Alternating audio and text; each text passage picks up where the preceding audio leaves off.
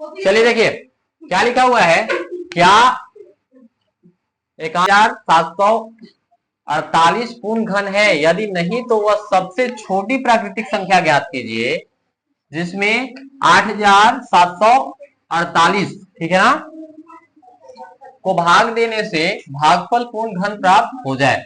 सबसे पहले तो इसको आपको तोड़ना होगा, ठीक है। तोड़ने का मेथड सिंपल है, आप 2 से ट्राई करोगे क्योंकि पीछे कौन संख्या है, सम संख्या है। तो 2 से करेंगे 4 बार में, फिर 6 3 बार में 1 बच जाएगा तो यहाँ 14 हो जाएगा बाबू। 7 बार में 14, 8 कितना बार में, 4 बार में। ये थोड़ा सा डीप चल रहा है, डीप चल रहा है। 2 से कितना बार में, 2 बार में। यहाँ 3 नहीं आएगा तो 1 बार, अरे गेट बंद करो ना उसको।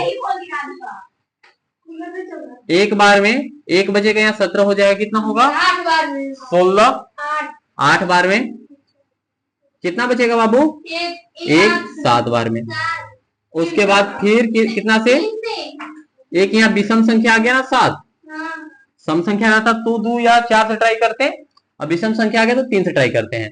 21 कितना बार में, 17 21, 8 नहीं आता है, क्या आता है 6। 2 बार में 6, कितना बचेगा 2। 9 बार में 27। ये तोड़ना आना चाहिए, कितना से बाबू, 3 से। 7 नहीं आएगा, 6 2 बार में 12 हो जाएगा, फिर 6 बार में, सॉरी 3 के पारा है ना, 3 चौका 12, 3 तिहाई 9, कितना से बाबू फिर 21, 3 8 24 और 3 का 3, कितना से अब बता, 3 से कितना बार में, 3 दूना 6, कितना बचेगा बाबू 2 7, कितना बार में, अब कितना बार में, 3 से कितना बार में, फिर 3 से कितना बार में, 1 बार में। तो ये आपका हुआ इसका गुणनखंड। कैसे लिखोगे, सिंपल वे में लिखना है आपको, 8748 इक्वल करना है आपको। कै को 2 है बाबू, 1 2, 2 गुने 2, और कितना 3 है, 1 2 3 4 5 6 7, 1 2 3 4 5 6 7, कितना है ना, 1 2 3 4 5 6 7। अब देखते हैं, आगे बढ़ते हैं। इस सवाल क्या कर सकते हैं, देखिए इसमें आप पूरा तोड़ने के बाद सिर्फ लिखना है हिंदी में 8748 बराबर इतना करके लिखना है, और आप देखना है आपको कि किसकी आवश्यकता यहाँ पे पड़ रही है। तो ध्यान देखो, यहाँ 2 तो मिल गया है, 2 को, 1 2 की आवश्यकता है, और यहाँ पे 1 3 है, और 3 की कितनी आवश्यकता है, 2 3 की आवश्यकता है। तो लिखेंगे 8748 की अभाज्य गुणनखंड में 3 गुने 3, 1 3 मिला है, 2 3 की आवश्यकता है, एवं 2 की कितनी आवश्यकता है, 1 2 का आवश्यकता है। तो त्रिक बनेगा ये, ठीक है ना, जिसको बोलेंगे 3 समूह नहीं बन रहे हैं, अतः वह सबसे छोटी संख्या क्या है, जो नहीं मिल रहा है उसको क्या करवा देना है, गुना। तो 18 है। देखिए थोड़ा लॉजिक टाइप का क्वेश्चन है ना। 4 नंबर उदाहरण का, निम्नलिखित प्रतिरूप को देखिए, 2 का क्यूब माइनस 1 का क्यूब क्या आ रहा है, देखो 1 प्लस 2 कर दिया है, ठीक है, ये 2 को यहां लिखा है, अरे, और 1 प्लस 2 किया है, और 1 गुने 3 किया है, ठीक ना। 3 का क्यूब और 2 का क्यूब क्या किया है, 1 लिखा है प्लस में 3, ये 3 को लिखा है, और 2 को मल्टीप्लाई 3 किया है, ठीक ना। सब में देखो लॉजिक आपको क्या दिख रहा है, यहाँ पे एक एक सेम दिख रहा है आपको, 1 2 सॉरी 2 3 4 चेंज दिख रहा है आपको, क्या दिख रहा है, 2 3 4, 1 के जगह 2 किया है, 2 की जगह 3, 3 के जगह पे 4, एक एक संख्या को एक्स्ट्रा लेके कर रहा है काम। और देखेंगे लॉजिक क्या दिख रहा है इधर, इधर जैसे कि सॉरी 2 का 2, 3 का 3, 4 का 4, इधर पीछे साइड से, आगे साइड से नीचे। अब देखेंगे यहाँ 1 2 3, ये वाला इस साइड का है, और ये वाला बीच वाला है, बुझा गया, सेम लिखता है। 2 चीज फॉर्मेट चेंज किया है, इसको एक बढ़ा, ये वाला कहाँ का है, यहाँ का, हाँ, और ये जो 3 3 3 सब में करते जा रहा है, ठीक है, क्यूब, हाँ क्यूब को लेके। तो इस बेस पे ये दोनों सवाल को आपको कंप्लीट करके दिखाना है। तो सबसे पहले हम लिखेंगे दिया गया है, दिया गया हम लिख लेते हैं ना, पहले दिया गया है, डायरेक्ट बना रहे हैं ना, इस आधार पर लिख लेना। दिया गया लिखना होगा तो ये लिख के उसके बाद ये लिखना, लेकिन हम मेरे पास जगह नहीं है। 7 क्यूब माइनस 6 क्यूब है। ध्यान से देखो बाबू, 2 का क्यूब था तो 1 प्लस 2 लिखा गया, तो 7 का क्यूब है तो 1 प्लस 7 लिख सकते हैं क्या? गुड। अब देखना 1 का क्यूब है तो बीच में 1 लिखा है, लेकिन गुना का साइन दिया है तो गुना का साइन देंगे। 1 लिखा हुआ था, हमारे जगह पे कितना है तो 6 लिखेंगे। और गुने में 3 लिखा हुआ है तो गुने में क्या लिख देंगे 3। अगर आप इसको तोड़ते हो और इसको सॉल्व करते हो तो यही फॉर्मेट पे बनेगा। दूसरा देखते हैं, कितना दूसरा सवाल है 51 क्यूब, 51 क्यूब माइनस 50 क्यूब। ध्यान से देखो 1 लिखा हुआ है 1 लिखेंगे, सब में 1 लिखा हुआ था 1 लिखेंगे। अब यहाँ 7 लिखे थे तो यहाँ पे क्या लिखेंगे 51, क्या लिखेंगे 51। गुना है गुना का साइन देंगे। 6 कहां से आया है,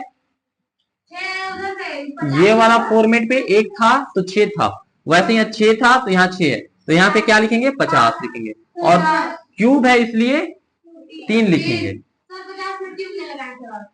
अच्छा, यही फॉर्मेट में बनेगा। एक बार हम जेसीआरटी चेक करते हैं तो 1 प्लस 7 गुने 6 गुने 3, ठीक है। 51 गुने 50, 1 प्लस 50 सही है, 50 गुने 3 सही है, उतार लीजिए। हाँ बनाना था। चलो देखो उदाहरण 5 क्या लिखता है, यदि किसी संख्या को 4 से गुना किया जाए तो उस घन कितने से गुना होगा। सिंपल है, आपको पता है ना कि 4 का घन क्या हो जाएगा कितना 64, तो इसका यही आंसर होगा। लेकिन लिखने का फॉर्मेट देखो कैसे लिखेंगे इसको ना।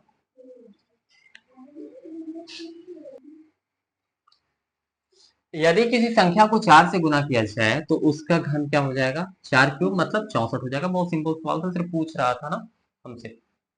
5वां देखो, अरे 5वां बोलते 6। चलिए, एक घनाभ की लंबाई चौड़ाई और ऊंचाई, देखो एक घनाभ है उसकी लंबाई चौड़ाई और ऊंचाई। घनाभ बनाने आता है सभी को, घनाभ हम लोग बनाए थे ना। सब लाइन मिला दीजिए, नहीं